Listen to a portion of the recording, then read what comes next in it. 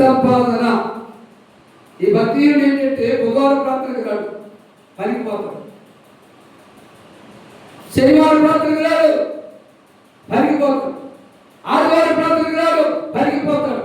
ఈ పలిగిపోయేవాడు భక్తియుడు కాక భక్తి పడవుతాడా? ఏమన్నా భక్తియుడు కాక భక్తి పడవుతాడా?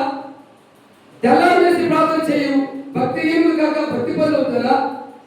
మిత్రవచ్చారు మాత్రం ప్రార్థన చేయు భక్తిహీనుడు కాక భక్తి పనులు అవుతారా? రాత్రి పడుకున్నప్పుడు ప్రార్థన చేయు భక్తిహీనుడు కాక భక్తి పనులు అవుతారా? అందుకంటున్నాడు భక్తిహీనుడి యొక్క సంపాదన వానిని మోసం చేయు. రెండోది ఏమంటున్నాడు? నీతిని విత్తువాడు శాశ్వతమైన బహుమానం. చప్పుడుగా దేవుడు ఏర్పరచుకుందాం. హల్లెలూయా. నీతిని విత్తువాడు శాశ్వతమైన బహుమానం పొందుతాడు. మరి నా నీతిని విత్తేవారు ఉన్నారా? నీతిని ప్రకటించేవారు ఉన్నారా? నీతిని వల్ల చేసేవారు ఉన్నారా? ఎవరు నీతిని పొలంలో ఉన్నాం కాబట్టి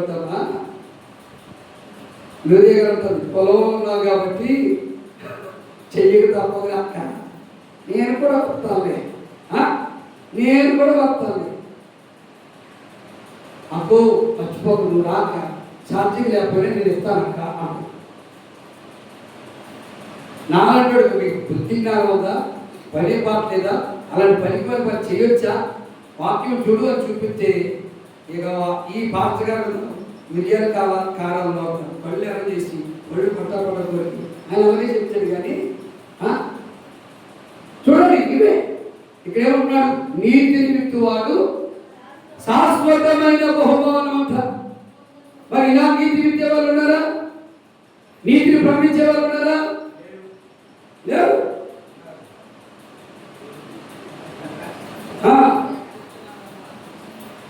విశ్వాసంలో కూలి పనికి వెళ్ళయ్యా, పనికి వెళ్ళా భార్య పిల్లలు పోషించుకోరుగా ఒక ఆదివారం పత్రం పెట్టు.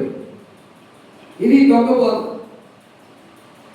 నీతి విద్యవాడు ఏమంటాడు? అబ్బాయి నీకు పిలుపుందా? పిలుపుంది. సమర్పణ ఉందా? సమర్పణ. త్యాగం ఉందా?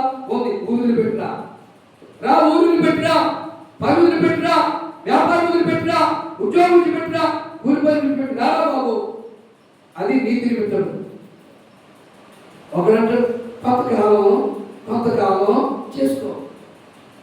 ఏం కొంతకాలం చేసుకునేది అంటే నీకు విశ్వాసం లేదు, దేవుడు పోషిస్తాడని విశ్వాసం లేదు, దేవుడు బ్రతికిస్తే విశ్వాసం లేదు. కొంతకాలం పోషించు, కొంతకాలం పనికేదు. అలాగంటే ఒకడంటాడు పౌలు గారు నేరాలు ఉంటాడు, కుటుంబులు బతికాడు. ఇది ఒక్కరి ఒక్కటి చేసినట్టు పౌలు గారి విషయం తెలుసా? పౌలు గారి చరిత్ర తెలుసా?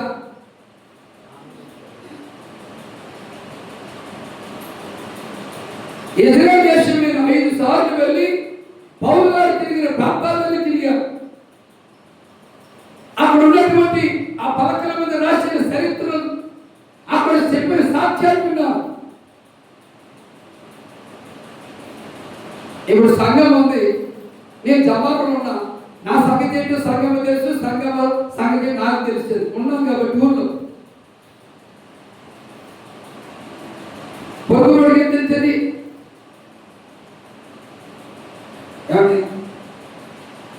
నేను వచ్చిన కొత్తలో దేవుడి గమనంగా చేసిపోయాడు. ఆయన బొమ్మలు ఇప్పుడు కూడా ఉన్నాయి. పేదలు గారి బొమ్మ ఉంది, నోవాహు గారు కట్టిన వాడు ఉంది. చూసాం మేము కలారా, సాక్ష్యాలు ఉన్నాయి. రామగృహాల్లో దేవుడి ప్రజలరా, అక్కడ యాకోబు గారి భార్య ఎవరమ్మే? రెండోమే రాహేల్ సమాధి ఉంది.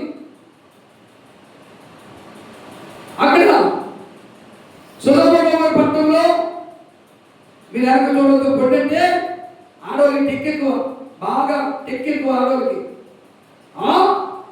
చూడొద్దంటే చూడకుండా ఉండాలా?